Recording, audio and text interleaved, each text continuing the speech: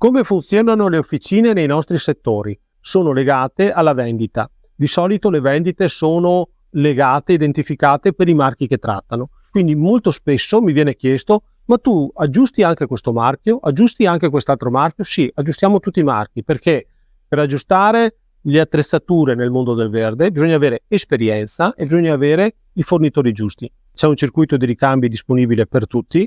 L'importante è essere in grado ad aggiustarli, recuperare i ricambi, ma essere in grado proprio di operare nelle macchine.